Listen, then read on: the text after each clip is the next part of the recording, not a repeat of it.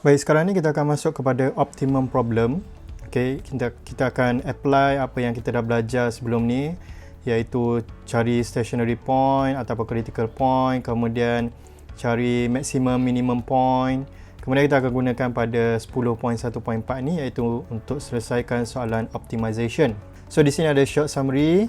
Okay, y equals to fx is maximum when f prime x equals to 0 dan double prime dia adalah negatif.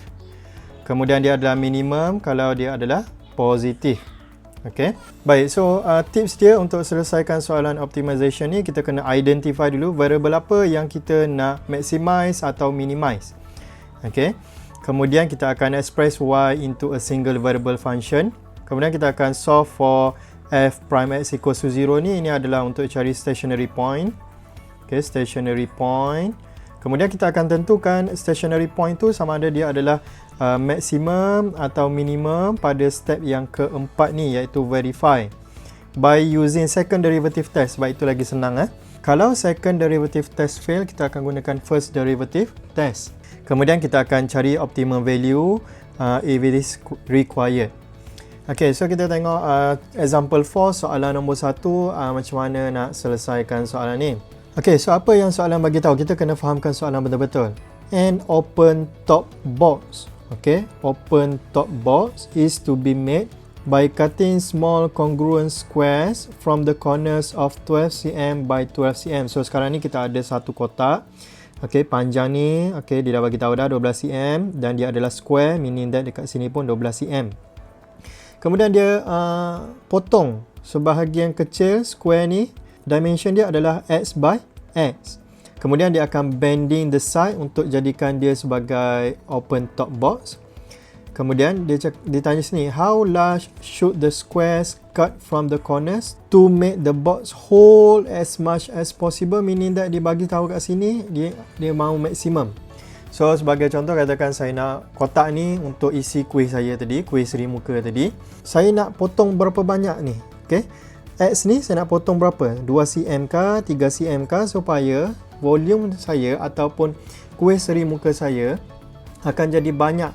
Okay, akan jadi maksimum yang mungkin. Supaya customer saya akan puas hati dengan apa yang dia beli.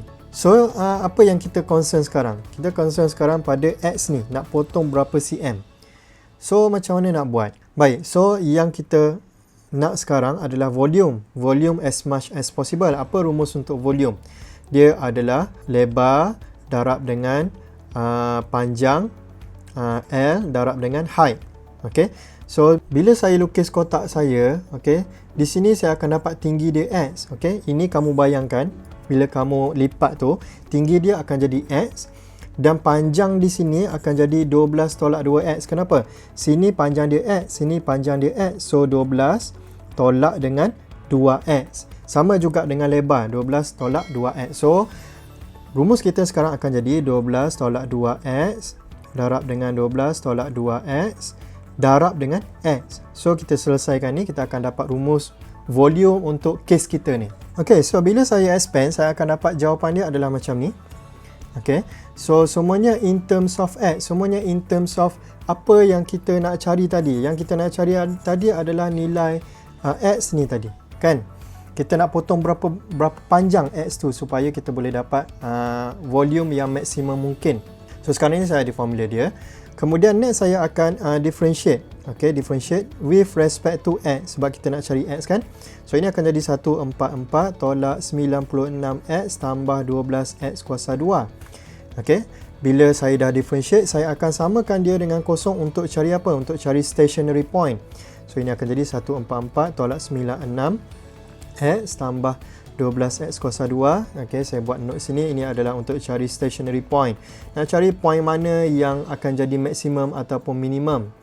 Okay, kemudian saya akan simplify dulu. Kita kena simplify dulu, jangan factorize dulu. So, kita akan bagi semuanya dengan 12. So, kita akan dapat ini akan jadi 12 tolak 8X tambah X square. equals to 0. So bila saya factorize, saya akan dapat jawapan dia adalah sama dengan X tolak 6 darab dengan X tolak 2. Ini adalah sama dengan 0. So sekarang ni saya ada dua jawapan, iaitu X minus 6 equals to 0 dan X minus 2 equals to 0. So X equals to 6 dan X equals to 2. So kita ada dua stationary point. Mungkin yang ini akan bagi maksimum volume. Mungkin juga yang ini akan jadi maximum volume ataupun minimum volume. So kita kena check. Okay.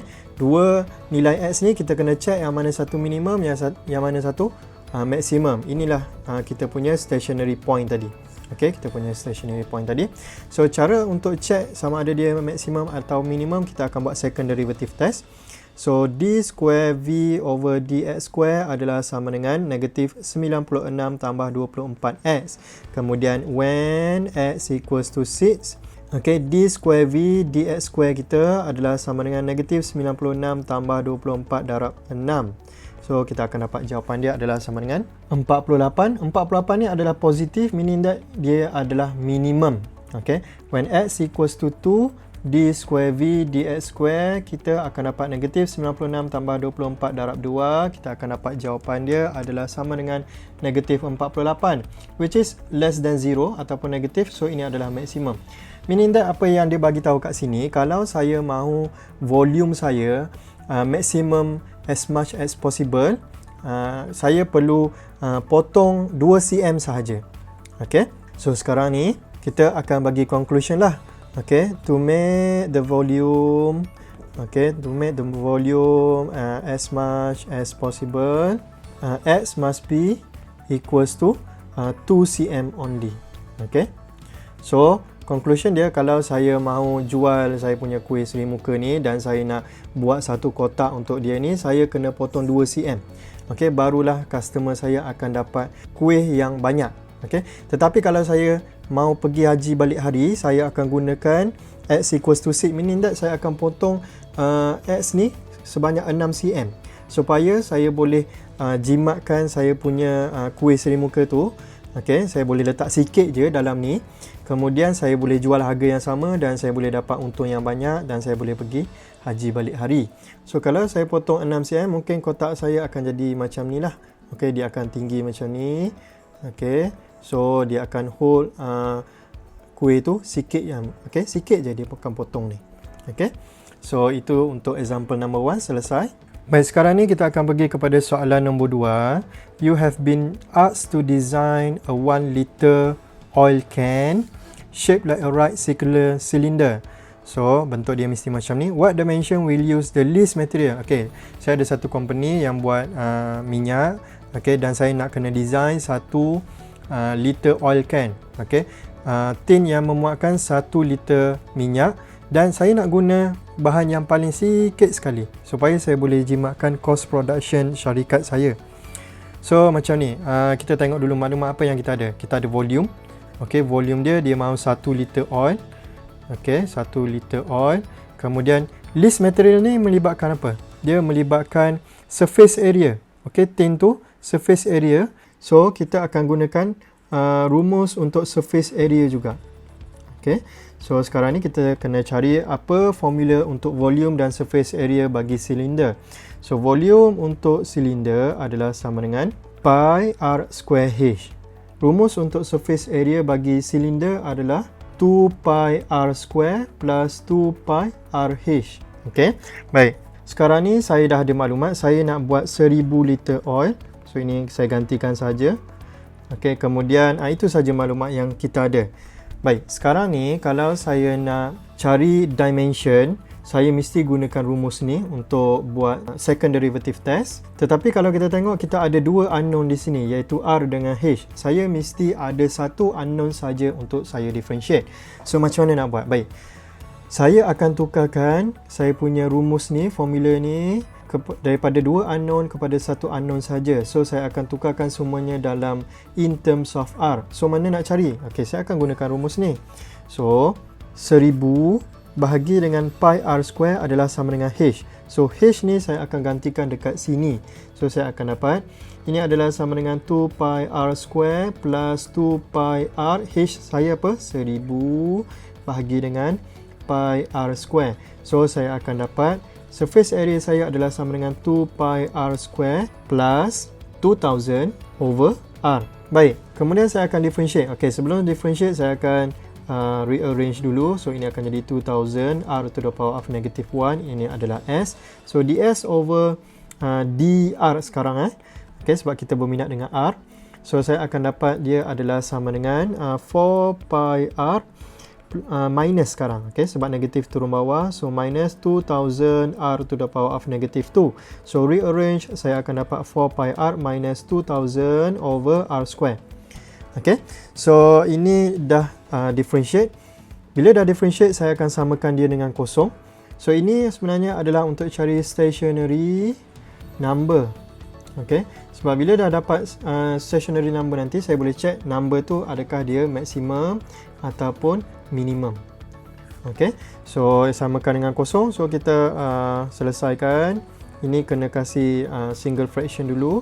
So dia akan jadi macam ni over r square. Kemudian r square bawa pergi sana, kita akan dapat 0 equals to 4 pi r cube minus 2000. Kemudian 2000 equals to 4 pi r cube.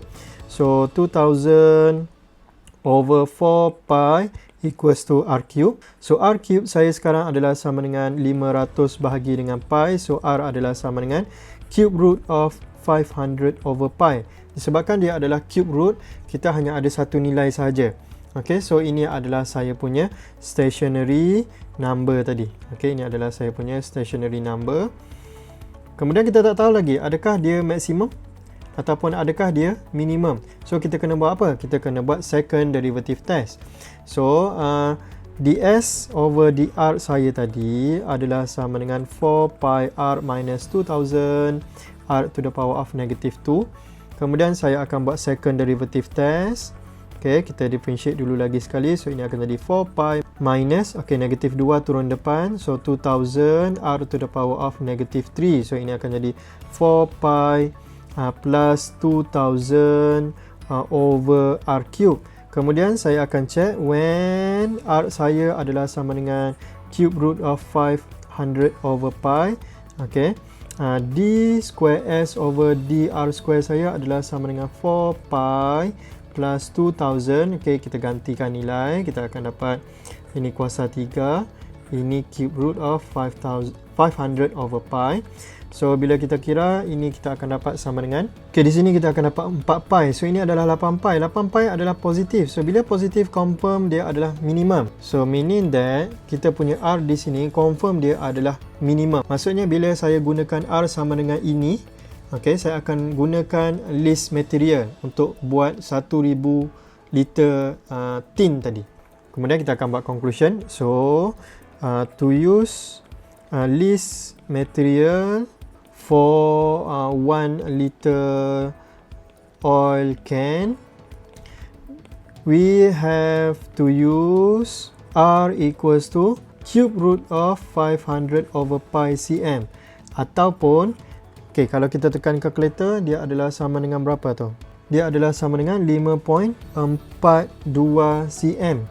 Okay, so kalau saya gunakan nombor lain, katakan saya gunakan R saya adalah sama dengan 6 cm ataupun saya gunakan 3 cm, saya akan membazir saya punya resources untuk buat 1000 liter tin. Okay, saya mesti kena gunakan R saya, radius saya adalah sama dengan 5.42 cm supaya saya boleh gunakan material yang paling sikit sekali. So selesai untuk soalan nombor 2. Kita akan masuk kepada next subtopic iaitu 10.2 iaitu rate of change. Okey, itu sahaja. Thank you.